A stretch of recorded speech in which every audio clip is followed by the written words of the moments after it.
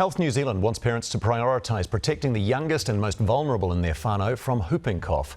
This as it revealed a baby died from the infection over Christmas, the first death recorded since a national epidemic was declared last year. Abby Wakefield reports.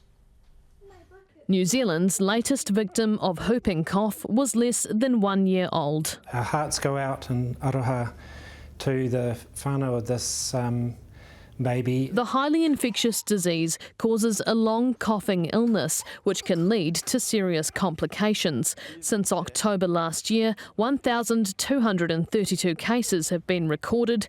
Babies under 1 are the most vulnerable. So when they get this infectious disease on board, it blocks up the airways, they cough, and then they stop breathing and they can go blue and they can burst blood vessels and they can get bleeds into the brain. For adults, it's more like a cold. It's more often coughing, sometimes with a whoop, sometimes with vomiting at the end of coughing. The cases are widespread. The only district without one right now is Nelson Marlborough. Northland and South Canterbury both have 1. All of these districts have 8 cases or under. The Wellington region has 10, Mid-Central and Hawke's Bay both have 13, and Canterbury has 15.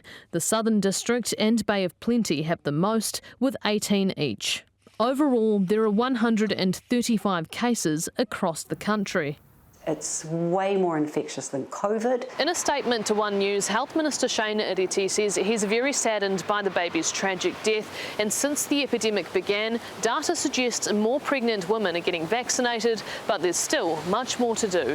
When we vaccinate in pregnancy, it's not affecting the baby, it won't cause any harm to the baby, but the mother will create antibodies, protection, that passes across into protect the baby. These whooping cough epidemics do occur every 3 to 5 years or so.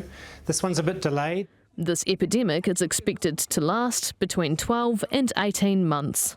Abby Wakefield, One News.